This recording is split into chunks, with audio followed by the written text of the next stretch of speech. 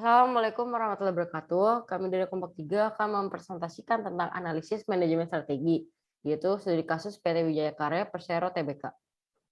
Next. Di sini ada 8 anggota kelompok kami. Next.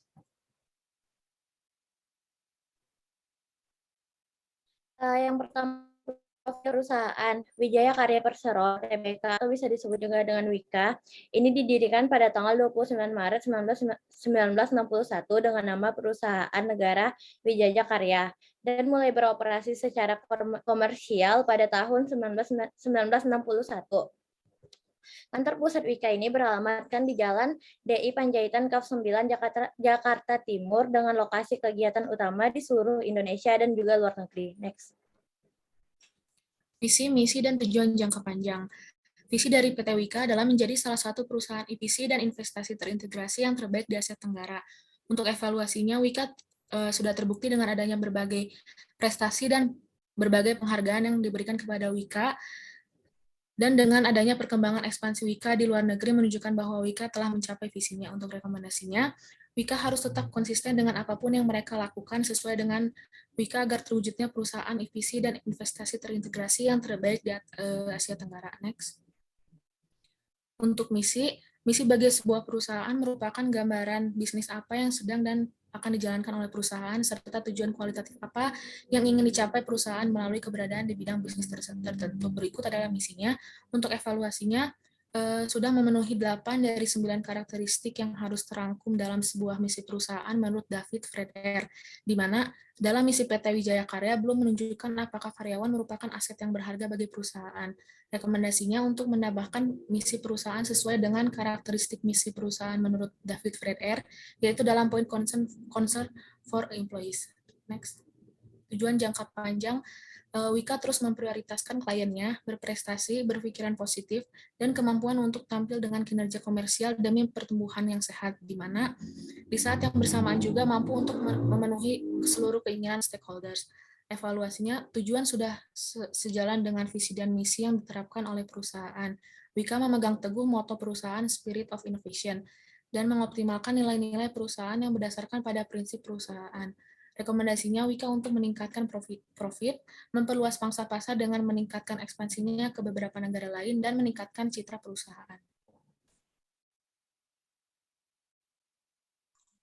Selanjutnya saya akan menjelaskan pada bagian politik, yaitu keterlibatan lingkungan eksternal dalam politik PT Wijaya Karya Persero Tbk memiliki kebijakan yang mengharuskan Dewan Komisaris Direksi Manajemen dan pegawai yang mewakili Persero dalam setiap urusan pemerintahan dan politik untuk patuh terhadap peraturan perundang-undangan yang mengatur keterlibatan Persero dalam urusan publik. Next.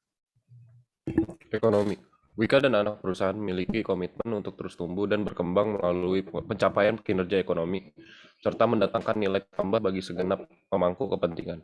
Selama tahun 2012, pencapaian kinerja ekonomi perseroan memperlihatkan pertumbuhan signifikan dibandingkan periode sebelumnya.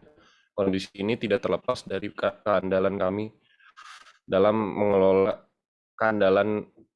WIKA dalam mengelola segala risiko serta kemampuan memanfaatkan setiap peluang. Pada bagian sosial, pada lingkungan sosial menunjukkan bahwa maksimalnya kegiatan keselamatan dan kesehatan kerja yang dilakukan secara terkoordinasi. Hal ini dikarenakan karena banyak faktor yang mempengaruhi pertumbuhan dan keseimbangan mengakibatkan adanya sikap positif dari responden atau pekerja. Teknologi. PT Wijaya Karya Tbk atau WIKA terus melakukan inovasi dalam setiap proyek yang digarap. Salah satunya adalah penggunaan teknologi Building Information Modeling atau BIM. Sebagai sebuah perangkat teknologi, BIM mampu menjembatani konsep perencanaan, perhitungan analisis desain, hingga pemodelan dalam bentuk 3 dimensi.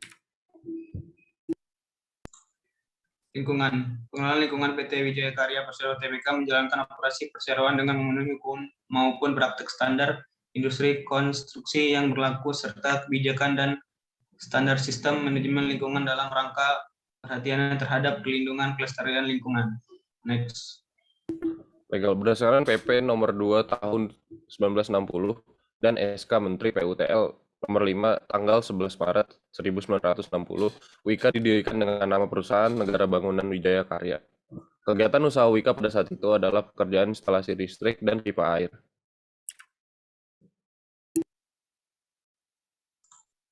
Hasil analisis lingkungan eksternal terdapat dua komponen, yaitu peluang dan tantangan. Yang pertama ada peluang.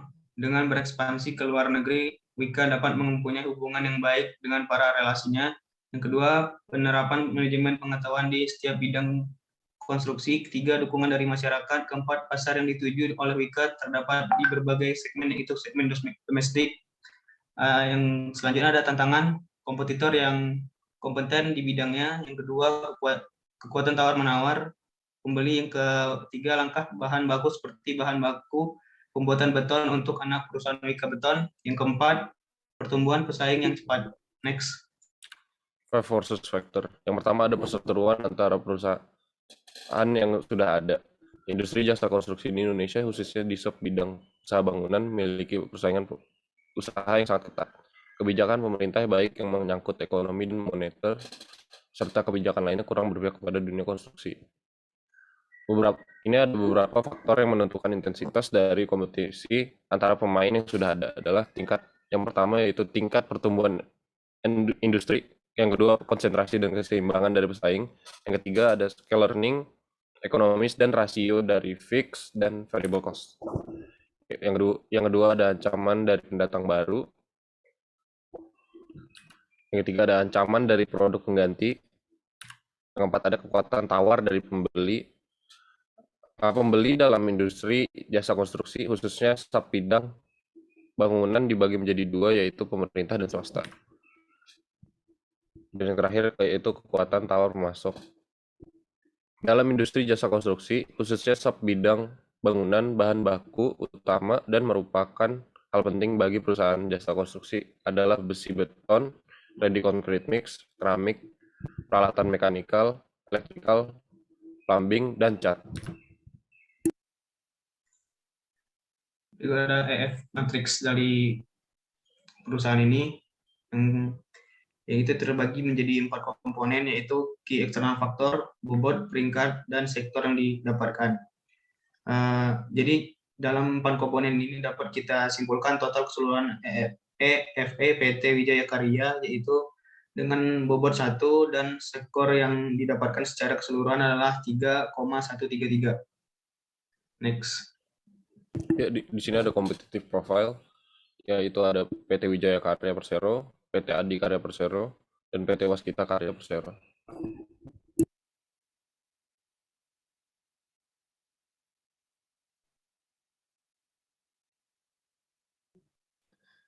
Selanjutnya saya akan menjelaskan tentang audit lingkungan internal, tentang manajemen. Jadi penerapan corporate governance merupakan hal penting bagi sebuah perusahaan dan memiliki dampak secara langsung terhadap perekonomian sebuah negara. Perusahaan Wika saat ini memiliki sejumlah strategi bisnis unit di bidang infrastruktur, meliputi konstruksi sipil, energi, industrial plant, minyak, dan gas. Next.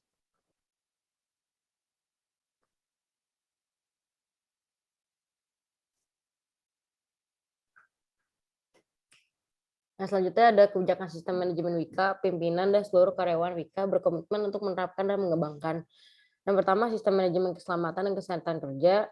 Yang kedua, sistem manajemen pengamanan. Yang ketiga, sistem manajemen risiko. Yang keempat, sistem manajemen lingkungan. Dan terakhir, sistem manajemen mutu.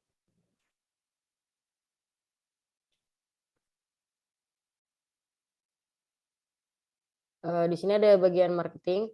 Jadi strategi pemasaran sebagai diketahui, pemerintah melalui Badan Perencanaan Pembangunan Nasional telah merilis rencana pembangunan jangka menengah nasional dari tahun 2020-2024 yang merupakan tahapan penting dari rencana pembangunan jangka panjang nasional di tahun 2005 dan 2025 karena akan mempengaruhi pencapaian target pembangunan dalam RPJPN, sementara RPJPM 2020 dan 2024 telah mengarusumakan Sustainable Development Goals. Next.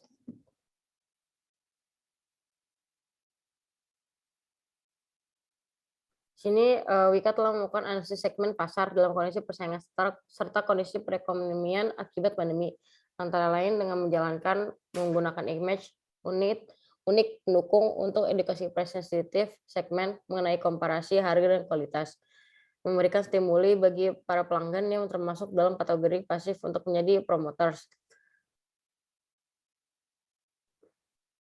meningkatkan intensitas komunikasi pemasaran bahwa Wika adalah perusahaan handal yang memberikan harga sesuai dengan kualitas, melakukan analisis sebagai makroekonomi indikator untuk dasar analisis pertumbuhan bisnis sektoral di masa mendatang.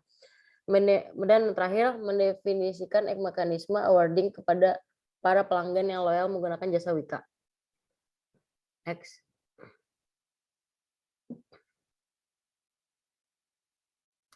Sini ada bagian keuangan atau akuntansi. Jadi jumlah aset perusahaan per 31 Desember 2020 tercatat sebesar 68 juta sekian, meningkat sebesar 9,6% atau setara dengan 5 juta sekian dibanding tahun 2019 sebesar 62 juta sekian.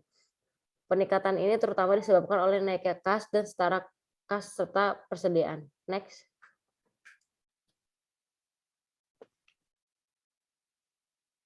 Lalu selanjutnya pada bagian produksi, Wika melakukan continuous improvement guna mencapai kinerja yang telah ditargetkan.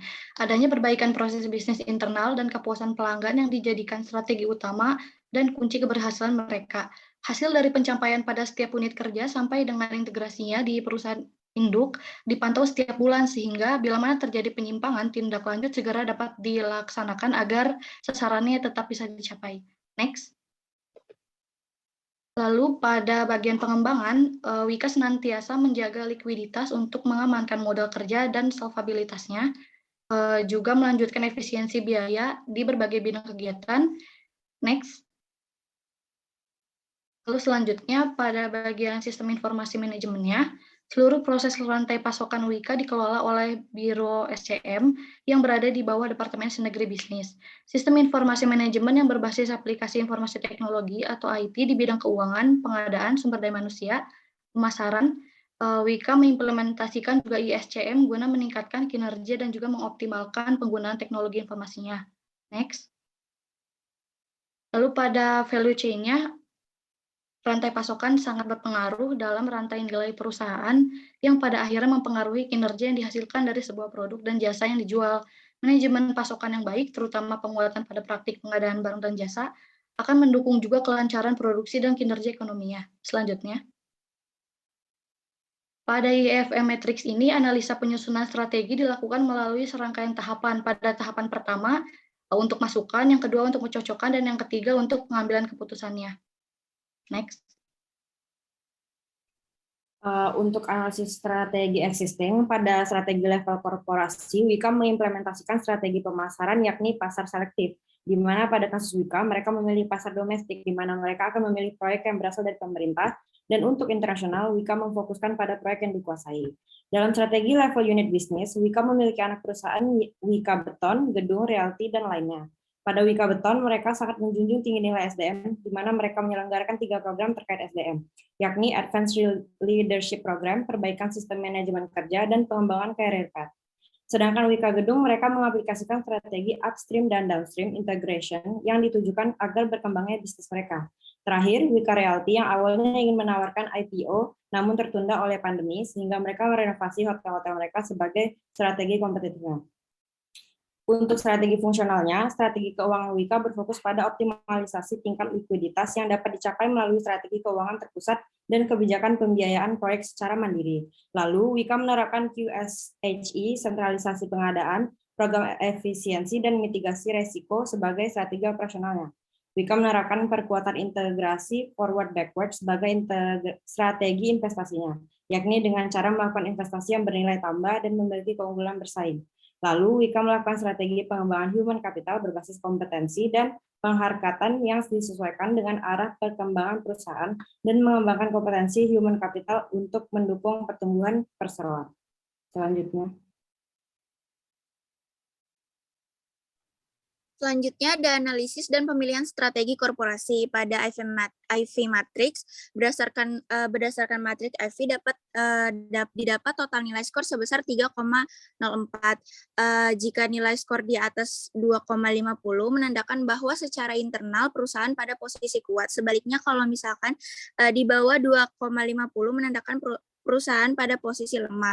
Dengan nilai skor terbobot sebesar 3,04 dapat disimpulkan bahwa perusahaan pada posisi kuat. Kondisi tersebut menunjukkan faktor internal PT Wijaya Karya penjualan 2 relatif lebih kuat dalam memanfaatkan kekuatan yang dimiliki dan mampu mengatasi kelemahannya. Next. Selanjutnya ada FM Matrix. Berdasarkan tabel perhitungan di atas, FM Matrix total nilai skor sebesar 2,76.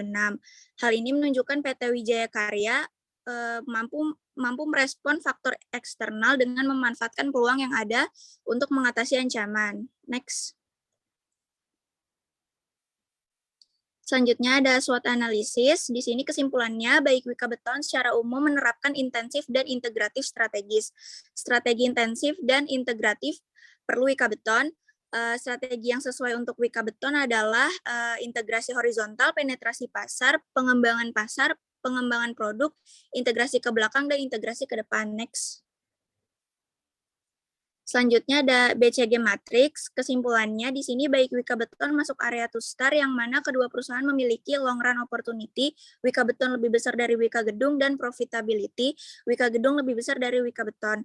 Wika Beton memperoleh investasi yang substansial untuk mempertahankan dan atau memperkuat posisi dominan mereka, terutama Wika Beton selaku pemimpin pasar. Next.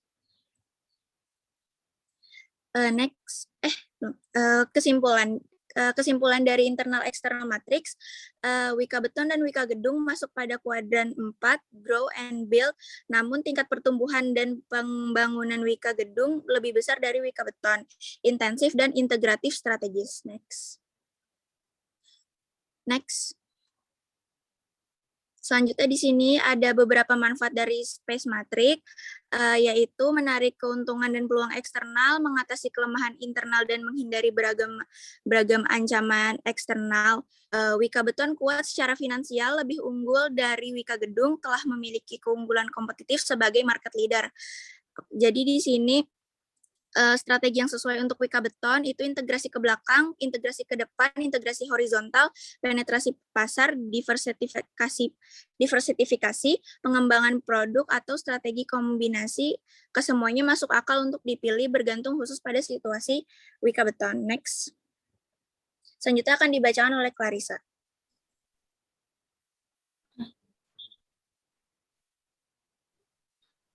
Selanjutnya ada kuantitatif strategi.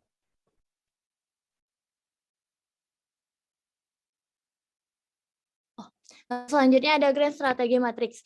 Yang pertama ada strategi efektif Wika Beton adalah yang pertama integrasi ke belakang, yang ada integrasi ke depan, integrasi horizontal, lalu mengambil keuntungan dari berbagai peluang eksternal, mengambil resiko secara agresif dan lainnya. Next.